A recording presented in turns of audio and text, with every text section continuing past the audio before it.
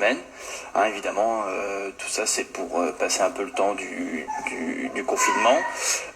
C'est aussi le moment de partager un excellent moment avec vous tous. Donc ce matin, on va retrouver donc Alain Guéguin de la maison Pain & Queen à Quimper. C'est un de mes anciens patrons. Je vois qu'il fait la demande de direct, je l'accepte. On va partager. Il est donc le créateur de la maison du Queen. Il va nous expliquer tout ça. On attend que la connexion se mette en place avec lui. Il devrait arriver d'ici quelques secondes. Et voilà, c'est bon. Ah, ça y est. Ah, il y a un petit décalage dans le cadre. Bonjour Alain. Je vois que ton installation vidéo est grande. Mieux vaut utiliser peut-être le téléphone le plus proche de toi là, non? Ouais. Ah, très bien. Impeccable. Voilà. Ça va là Donc, c'est bon. comment ça va Alain ce matin? Ça va bien.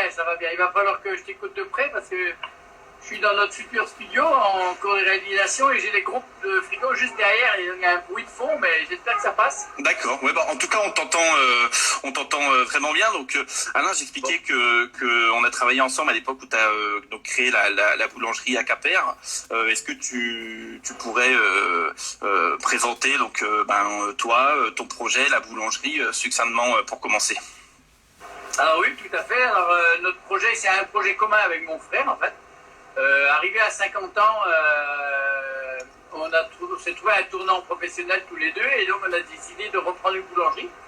Ce qu'on avait déjà fait il y a 30 ans en arrière en fait. Autour de 20 ans, moi je me suis installé, j'avais 16 ans et demi déjà, Oui. donc très jeune. Et donc on a repris une affaire donc à 50 ans avec mon frère. Lui sur la partie gestion, comptabilité et vente en magasin et moi sur la partie production. Et donc on avait démarré ensemble, Loïc, tu te rappelles, je viens de lire ton post que tu as fait ce matin, je viens juste de le lire. Ah oui. Et effectivement, un peu tous les métiers, quoi. Entre-temps, moi j'ai revendu ma première affaire et là c'est ma deuxième affaire en fait. Voilà, et donc on s'est installé, on avait vraiment bien ficelé le projet avant avec la ligne de conduite, les logos, enfin toute l'image de marque à mettre en place. Bon, le fait maison évidemment, ce que j'ai toujours fait étant boulangerie. Et voilà, et donc on a lancé cette affaire il y a bientôt 7 ans, moi je dis. Oui. Et on a développé, enfin c'est une ancienne affaire qu'on a rachetée, avec quelqu'un qui porte le même nom que nous, Guéguin. Et donc on a racheté cette affaire qu'on a développée en fait plus dans la partie pain et gâteau de tradition bretonne. Ah oui, d'accord. On peut aussi de la pâtisserie et quand même beaucoup de snacking à l'heure d'aujourd'hui, du fait qu'on soit dans un axe de passage. Où il y a beaucoup de bureaux, voilà. Ouais. Ça pour l'entreprise. Et pour la petite histoire, ce qui est un peu rigolo, donc la précédente affaire que tu avais à Mahalon, en fait, on était voisins à même pas 300 mètres l'un de l'autre, sans même se connaître. C'est ça qui est un peu rigolo dans l'histoire d'aujourd'hui. Oui, moi j'étais parti j'avais quitté la Bretagne, j'étais dans le sud-ouest. Je pense que tu venais juste à peine de naître, en fait. Donc c'est normal qu'on ne soit pas trop croisés. On n'a pas de souvenirs communs vu que je n'avais pas été là pendant 20 ans dans la région. Ouais. Et là, quand je suis revenu, donc, je me suis installé à Quimper, donc pas très loin de Mahalon. Ok, donc si tu pouvais nous parler de qu'est-ce que c'est que la maison du Queen exactement? Le Queen, le Queen c'est une des spécialités bretonnes. Ouais. Alors déjà, moi je vais parler de la Basse-Bretagne, donc région de Quimper, déjà qui parle de breton. Ce qui n'est pas le cas de toute la Bretagne. La Bretagne est quand même vaste, donc il y a des régions autour de Rennes, etc., Nantes, où ils ne parlent pas forcément le breton. Oui. Et nous, les Quimper, on parle le breton. Dans la boulangerie, donc, on a fait le choix de parler breton, on pratique la langue bretonne. Moi-même, je prends des cours. Mon frère parle couramment le breton. Donc on est quand même assis sur une tradition bien ancrée en fait, dans la langue. Oui. Et le queen, en fait, en breton, c'est le nom d'un gâteau. Alors, il y a deux sortes de gâteaux en breton. Il y a Guastel, qui est plus gâteau breton, qui est genre tout ce qui est galette, pavé, le gâteau breton traditionnel, genre pâte sablée si on veut, sucré. Ouais. Et après, il y a tout ce qui est queen. Queen, c'est ce qui est pâte levée. D'accord. Okay. Ça va être le queen amande, par exemple, qui est fait à partir d'une base de pâte à pain. Ça va être le queen des gras. Alors nous, c'est notre spécialité, le queen des gras. C'est une spécialité qui, en fait, est à environ 30 km de rayon autour de Pont-l'Abbé. Pont-l'Abbé, c'est la capitale du pays Bigoudin. Et le pays Bigoudin en Bretagne, c'est là où sont les fameuses coiffes, les hautes coiffes. Oui, les coiffes Bigouden, ouais. Voilà, c'est celle qu'on représente toute en Bretagne, mais c'est vraiment un tout petit coin de la Oui, Bretagne. c'est un tout petit territoire. Et donc, le Queen des Gras, il est issu donc du coup du pays Bigoudin, quoi. C'est bien ça. Du pays Bigoudin, voilà. Le pays Bigoudin, il va de Maralon, et ça fait 30 km à peu près autour de Pont-l'Abbé, voilà, un peu moins même que ça. Donc donc c'est dans cette région où toutes les boulangeries, à une époque, faisaient, ou font toujours, d'ailleurs, il y en a encore beaucoup qui en font, du Queen des Gras. Donc c'est une pâte à pain enrichie avec du beurre, des œufs, du lait et du sucre. D'accord. Et il y en a qui mettent des raisins, il y en a qui mettent pas. Ça dépend des... Est-ce que cette spécificité de retravailler un morceau de pâte à pain et d'y ajouter du beurre, du sucre, du sel, des œufs ou même d'autres ingrédients, c'est un peu une spécificité je sais pas, je dis peut-être une bêtise Alain, mais de l'ensemble des spécialités un peu bretonnes du côté de la boulangerie, dans le sens où c'est toujours une pâte de base, la pâte à pain qu'on a retravaillé avec différents ingrédients et qui aujourd'hui font chez toi la spécialité qui est le Queen des Gras. Peut-être dans le Finistère Nord, ça s'appelle pasté chou. Je sais pas du tout, mais voilà, dans cette idée-là, peut-être est-ce que l'histoire des spécialités bretonnes n'a pas commencé comme ça? Voilà, c'est pas seulement breton. Hein. On a fait des recherches justement avec quelqu'un à l'université de Brest occidentale, l'UBO, qui fait des recherches sur les spécialités boulangères traditionnel en Bretagne. Lui, il fait sur la région de Bretagne, mais ça se retrouve dans la France entière. Ah, d'accord. En fait, on a la poigne de roman, c'est un peu la même origine. Il y a plusieurs spécialités comme ça qui sont de la pâte à pain enrichie. Oui. Et on en avait parlé avec Sylvain Herriot, qui était venu là il n'y a pas très longtemps, avec qui on avait parlé de ce sujet, et qui connaissait très bien le sujet, qui serait venu, a priori, ça daterait du Moyen-Âge, a priori, et ça serait d'origine religieuse, c'est-à-dire avant le carême, il y a une période de 5 à 7 jours, où on déjeune, si on veut, on mange bien au coup, et après, il y a 40 jours de jeûne. D'accord. Avant ces jours-là, il faisait un peu gras. Le mardi gras, ça vient de ça. Okay, et donc, les gens, ils faisaient de la pâte à pain, ils enrichissaient ça avec des œufs, du beurre, tout ce qu'ils avaient à profusion à ce moment-là. Et du coup, c'est de là qu'est venu, et je pense que la tradition du Queen des Gras, c'est une des variétés de ce genre de pâte, de pâte enrichie. On a en Bretagne, on a le pasté chou dans le Nord Finistère, et on a le gochial de la région du Morbihan, surtout principalement à Saint-Armel. Ouais. Le spécialiste, en fait, du gochial, il est à Saint-Armel. Après, ils en font un peu à Vannes. Voilà, ça c'est les trois que je connais jusqu'à présent. Après, il y a aussi le Queen de Crozon. Ils font aussi une spécialité que je ne connais pas encore, j'ai pas eu le temps encore d'approfondir. Voilà, il y a plusieurs comme ça spécialités. Et nous, ici, à Quimper, normalement, c'est pas Quimper, c'est Pont-l'Abbé.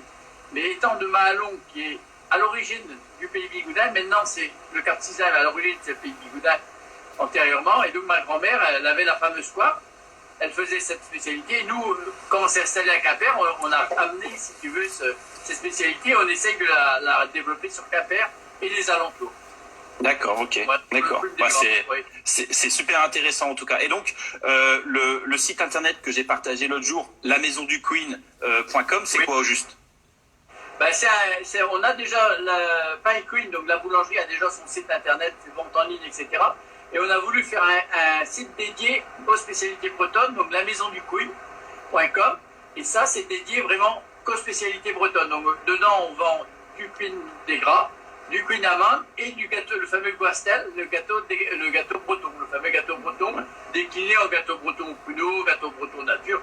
On peut faire avec plein de sortes, on peut mettre de la cerise, on peut mettre des fraises, voilà, voilà. D'ailleurs, il y a un ami commun avec qui j'avais fait un stage, Laurent Lebagos, avec qui j'ai appris à faire pas mal de déclinaisons comme ça de gâteaux bretons. Il maîtrise très bien le sujet. Ouais. oui, je crois qu'on a cette connaissance commune, ouais. D'accord. Voilà. Et est-ce qu'on pourrait, Alain, parler de l'implantation aujourd'hui dans une boulangerie, donc de manière régionale ou départementale, une boulangerie classique en Bretagne? Que représentent les spécialités bretonnes en termes de rayonnage, si on peut dire, dans cet espace de vente qui est une boulangerie? Ça dépend vraiment beaucoup de la boulangerie, quoi. Nous, on est 20-25% de notre chiffre d'affaires est fait avec les spécialités bretonnes parce qu'on a axé notre choix là-dessus. C'est-à-dire Pain et Queen, Queen en Bretagne c'est connu, ailleurs ça ne veut rien dire Queen. En Bretagne, Queen, les gens ils connaissent, donc ça les interpelle et donc on se place comme fabricant de spécialités bretonnes.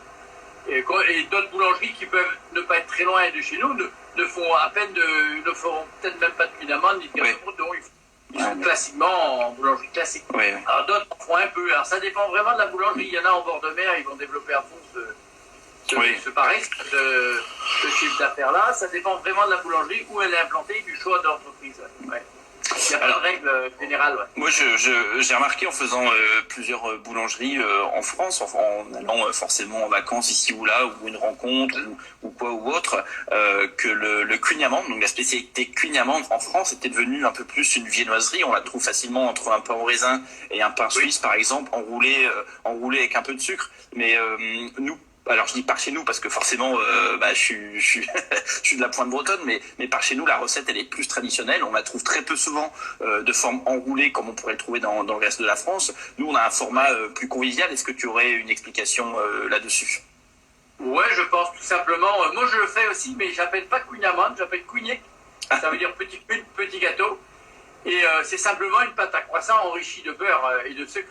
C'est plus riche. Je rajoute en fait pour 1 kg de beurre dans une recette classique de croissant, je rajoute 1 kg de beurre et je rajoute 1 kg de sucre. Ah oui. Pour un pâte l'équivalent de 60 croissants, je rajoute 1 kg de beurre et 1 kg de sucre. Donc je l'enrichis en beurre en sucre, je l'étale, je fais ça dans le tour double, le dernier tour double, j'étale, je roule et ça me fait mes petits cougnets que je coupe en rond. Ah d'accord. Je taille à peu près, je crois de mémoire, c'est 45-90 pièces au pâteau. Ah d'accord, ok. Et, du coup, ça, j'appelle ça le couigne, mais pour moi, ça, c'est pas du cuigne-amande. C'est une viennoiserie. Non? C'est une viennoiserie classique. Après, voilà, il y a des personnes qui font du cuigne-amande un peu avec cette méthode. Voilà. Pour moi, le cuigne-amande, c'est déjà, comme le dirait ton ancien maître d'apprentissage, Jean-Yves, de Douarnenez, n'est-ce pas, le cuigne de Douarnenez. Et je le salue au passage, et ainsi que Thierry Lucas, le maître du cuigne-amande de Douarnenez. Nous, on est spécialisé plus dans le cuigne bigoulin. Oui. Mais on fait beaucoup de cuigne-amande quand même, et bon, un des spécialistes, c'est quand même Thierry Lucas. Oui. Et donc, c'est quand même de la pâte à pain avec simplement du beurre et du sucre qu'on plie, qu'on replie, on donne deux tours plus un troisième, ou un troisième demi-tour, en gros. On fait une boule, on l'étale, voilà. Pour moi, c'est ça le cuigne-amande, c'est vraiment ça. Quand il s'agit d'une pâte tirant plus vers la pâte à croissant, entourée comme du croissant, bon, il y en a qui vendent ça comme du cuigne-amande. Bon, voilà. Mais pour moi, c'est pas ça. Une pâte à pain, c'est pas une pâte à croissant. Bah, c'était juste pour permettre. Voilà. C'était juste pour préciser auprès de ceux et celles qui nous écoutent. Bon, après, voilà, c'est le client qui juge. Si ça lui plaît, s'il appelle ça du cuigne-amande, que ça lui plaît, après tout. Oui, voilà. Voilà. Mais après, les gens nous disent, ah oui, on n'a pas goûté ça et ça, on a trouvé autre chose. Bah oui. Déjà, dans le cuigne-amande classique à base de pâte à pain, il y a déjà énormément de choix, suivant les fabricants.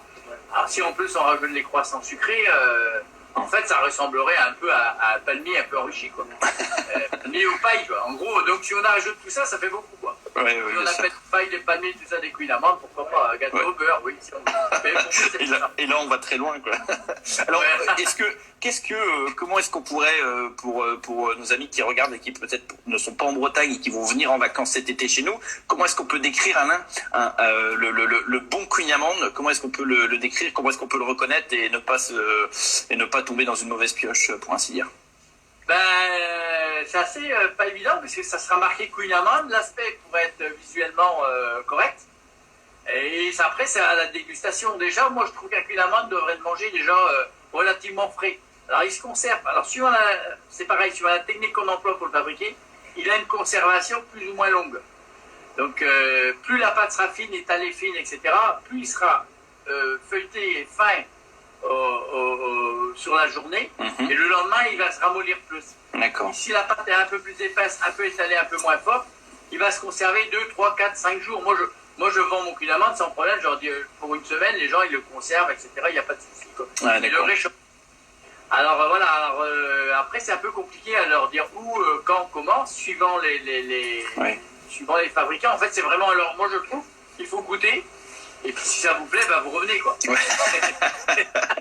Sinon, vous pouvez poser des questions. Est-ce que vous faites votre cuigne-amande? Est-ce que c'est de la pâte à pain? Est-ce que c'est comme ci, comme ça? À l'aspect aussi, est-ce que ça lui plaît, ça lui plaît pas? Voilà, c'est un peu... C'est pas si simple, en fait. Donc, le bon cuigne-amande, il n'y en a pas un bon, il y a beaucoup de fabricants de cuigne-amande.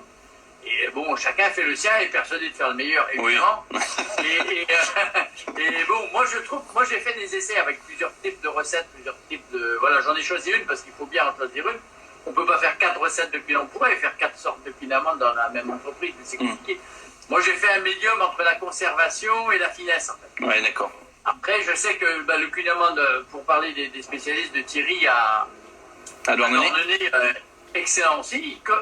Ils ressemblent pas, ils sont très bons tout cela. Il n'y a pas de problème là-dessus. Mais ils vont être différents. Celui de Alain à l'Ocronan aussi, qui est excellent, aussi qui est fondant, qui est caramélisé à cœur. Il a encore une autre technique qu'il fait encore différemment, il sera encore différent. Voilà.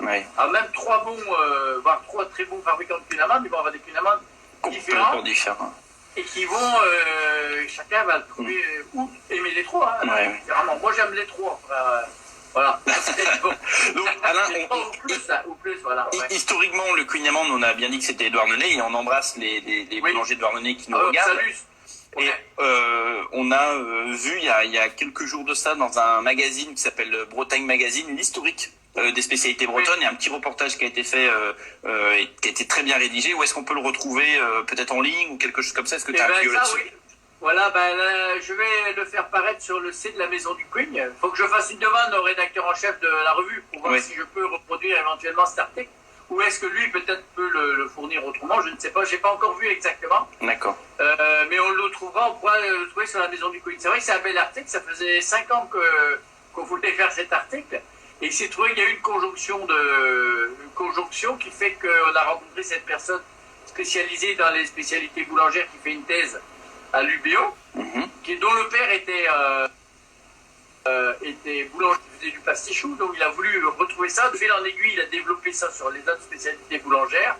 On a aussi rencontré, donc, je ne me souviens plus, le boulanger de Saint-Armel, et on a rencontré Monsieur Le Borgne de Ploudaniel, chez qui on a été réalisé aussi on a encore des belles photos d'ailleurs à faire paraître, chez qui on a réalisé le pastichou chez lui dans son four à bois. C'était génial. D'accord. Et on a eu la chance d'avoir Bretagne Magazine qui s'est déplacé avec son photographe, son rédacteur en chef. On a fait un repas commun où on a partagé toutes ces spécialités-là et ça a vraiment été riche en échange. Avec aussi, bien. Évidemment, j'oubliais aussi la spécialité, le Pays Bigoudin. Les Déclèches, le Pays Bigoudin. Donc les Déclèches, c'est le beau-père à... J'allais oublier. Le beau-père donc de Monsieur Struyou, le mari de Daniel Chess, de son nom de jeune fille, Daniel Struyou. Donc Dédé était avec nous, on a passé vraiment 2 jours là, superbes d'échanges. C'était vraiment extraordinaire. C'était un peu les gâteaux bretons, c'est aussi ça, c'est et les autres gâteaux, c'est la convivialité. Oui, bien sûr, c'est pour ça qu'on les trouve plus ou moins par chez nous en gros format, parce que c'est forcément du partage, c'est de la convivialité. Voilà, c'est ça. Ok. Alain, on va arriver sur la fin de cet échange et j'ai posé une question toute la semaine dernière aux invités de la semaine dernière que je vais te poser aussi. Selon toi, Alain, comment est-ce que tu vois l'avenir de la boulangerie de demain? Selon toi, c'est quoi la boulangerie de demain? Comment est-ce que tu la décris? Comment est-ce que tu la vois? Déjà, avant de parler de l'avenir, il faudrait déjà parler de celle d'aujourd'hui, je trouve. Qu'est-ce qui se passe? Qu'est-ce qu'on fait? Et en fait, d'aujourd'hui découlera demain, hein, c'est logique. Et donc, moi, je trouve que déjà aujourd'hui, c'est important de mettre l'accent. Moi, je trouve personnellement sur les boulangeries qui fabriquent. Là, tu vois, j'ai mis un logo derrière moi que j'ai fait dès mon installation, 100% maison. Ça date pas juste il y a quelques jours. Ça fait 7 ans en fait, que j'ai fait ce logo-là. Parce que pour moi, ce qui est important pour un boulanger, je trouve, le métier de boulanger, c'est celui qui fait son pain. Ses croissants évidemment et tout le reste. Pas que le pain, etc. Enfin, je ne parlerai même pas de... Voilà. Et je trouve qu'à ce niveau-là, le terme artisan a été dévoyé et mal protégé et utilisé à tort à travers, sans bon sens, par des entreprises qui font ce qu'elles font, mais qui ne fabriquent pas. Pour moi, une entreprise qui ne fabrique pas, ou qui fabrique de manière industrielle pour revendre, recuire, et pour moi, ça n'a pas le terme d'artisan, ça n'a pas de sens. Pour moi, la boulangerie d'aujourd'hui, déjà, ça devrait être l'artisan qui fabrique, avec son nom, sa particularité, sa spécificité. Et donc, ça entretient une biodiversité de la boulangerie, quoi. Il n'y a pas deux. Mon voisin, il va faire du pain, il va être différent du mien, son cuit d'amande va être différent, et c'est génial, quoi. Alors, ces histoires de chaînes avec des croissants industriels, le même croissant, le même cuit d'amande industriel partout, pour moi, c'est la mort du métier de fabricant, d'artisan, proprement dit. Pour moi, chaque boulanger, il fait sa façon. Pour moi, il n'y a pas vraiment de bonne façon. Chacun a sa recette, fait ce qu'il a à faire. Il le fait bien, les clients sont contents, c'est divers, il va trouver le gâteau bien chez un, le pain chez l'autre, et il va faire son marché. Et plus on sera nombreux à fabriquer et à faire de la qualité, y compris en concurrence directe, hein, moi je suis pour, il vaut mieux être 4-5 boulangers, bons boulangers fabricants dans le même ville ou dans le même bourg, ça fait monter le niveau. Oui, bien sûr, bien sûr. Les uns et les autres. Et là, en parlant de l'avenir, hélas, je pense qu'il va rester des boulangers comme ça. J'espère que ça va augmenter, que ça va se développer. Après, il y aura toujours aussi d'autres boulangeries qui vont, pour des raisons diverses, hein, je ne leur jette pas la pierre, qui vont peut-être faire leur pain et tout le reste en surgelé, ils vont faire une partie en surgelé, une partie... Pour moi, attention, je trouve que c'est dommage, on perd le savoir-faire, on perd pareil, l'économie, on perd l'investissement, parce que c'est vrai que pour fabriquer, il faut des machines, il faut beaucoup de choses, il faut des locaux, Oui. il faut, plus on est nombreux dans l'entreprise, il va falloir des locaux pour faire, là je suis là, en ce moment dans mon futur local de poste, qui va servir aussi de studio, on est 15 dans notre entreprise, il faut bien un local aussi, donc ça implique des investissements, Oui, si on bien le sûr. fait pas, on se retrouve avec des boutiques qui ont, certes peut-être du débit, etc., avec des gros congélateurs derrière, on fait du surgelé et tout, mais on perd l'âme du métier, Oui, et de deux, on perd l'économie d'une boulangerie artisanale, et voilà, ça n'a plus de sens. Pour moi, ça n'a pas de sens. Voilà, mais bon, ça c'est mon point de vue. Mais c'est très bien et on est là forcément pour échanger et écouter là-dessus. Ça va être la fin, ça va être la fin de ce direct, Alain. Et merci beaucoup. Il y en a qui ont dit que j'étais bavard, non? Oui, j'ai vu dans les commentaires que ça allait durer 1 heure. C'est pas le cas, on les fera mentir.